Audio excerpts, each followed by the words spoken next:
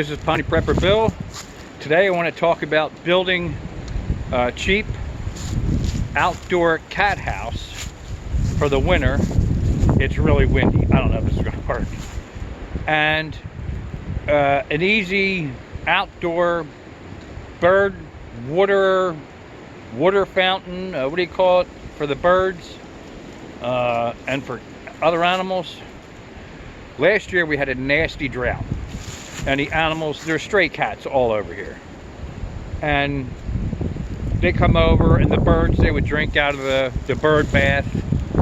The cats would jump up there, knock it over, it froze, got knocked over, got broke, and it's a pain in the ass. But last year we had this drought, and it was real bad, and the animals, we kept putting bowls of water out and stuff like that. Well, I'm walking around the side of the garage, and I noticed we had this planter thing. It's plastic, I guess, thick plastic.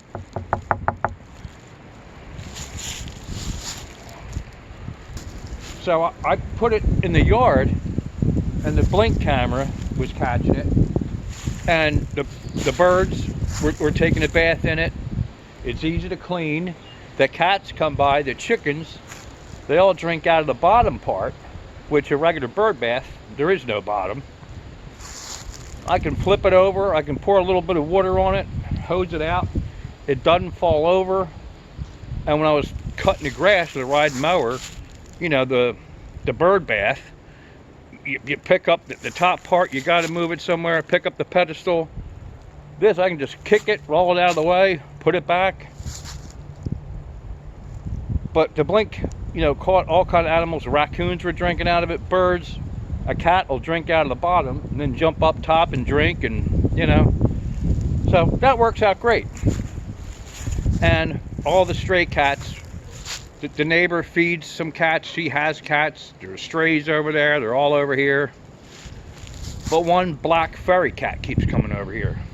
My stepdaughter started feeding it, and then we were feeding it, and then of course, nobody's like, oh, I fed the cat. I'm like, I just fed the cat half an hour ago. Someone's like, oh, I fed it at 2 o'clock. So the cat ate like 4 times in 2 hours. So now we got it right down.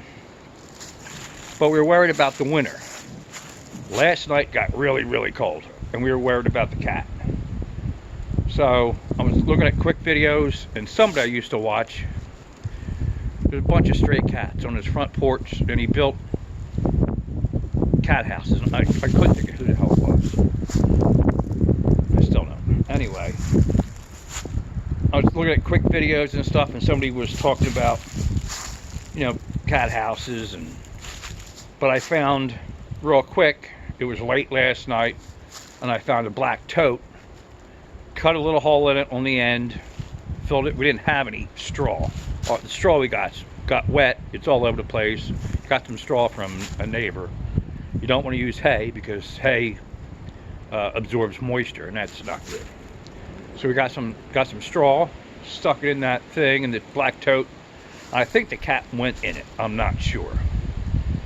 But today, you know, I was looking at a couple YouTube things and looking up cheap cat houses. Oh, I think it was Secret Stuff. I think it was Secret Stuff that did that. I'm gonna have to find out. I think he did a video on all the cats. Anyway,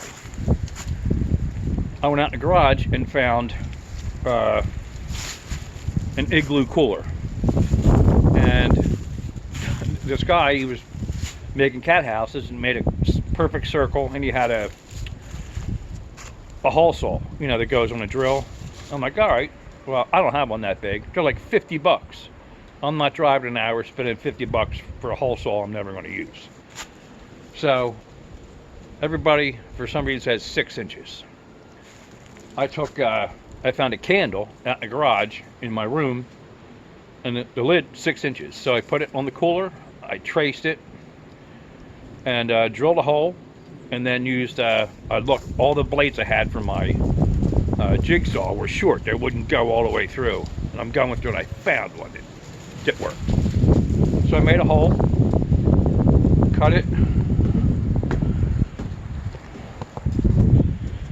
The other one I did on the black tote was over here, but I figured the wind's going to blow in and there's nowhere for them to go.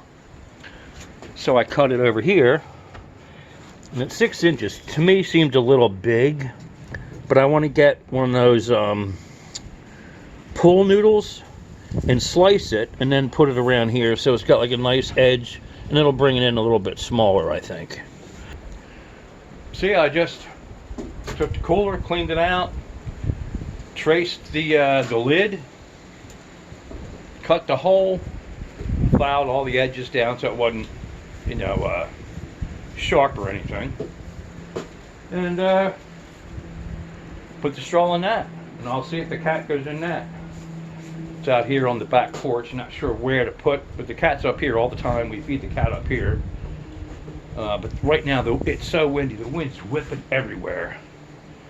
I was going to put the cooler up against the house, but the wind's blowing this way, so I figured out I want to put like an overhang or something on it. I had from another little cat thing, or I think it was for the chinchillas or something, for their dust baths. Had a plastic flap, clear plastic flap. I can't find it, but I figure the cat might not go in it anyway. I don't know. But that's what I got. If anybody has any ideas on building a cheap outdoor cat house, we were going to put a heating pad. Some people say you can, some people say you shouldn't, because even on low setting it can get too hot. I don't know. I don't know. So I figure this is better. It's insulated. There's straw in there. They say not to use blankets or towels because that absorbs moisture, and that's not good. But I figured that's got to be warmer than that black tote thing I had. I figured that had to be cold.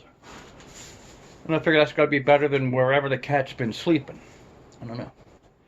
So, this is Piney Prepper Bill, and that's all I got for this one.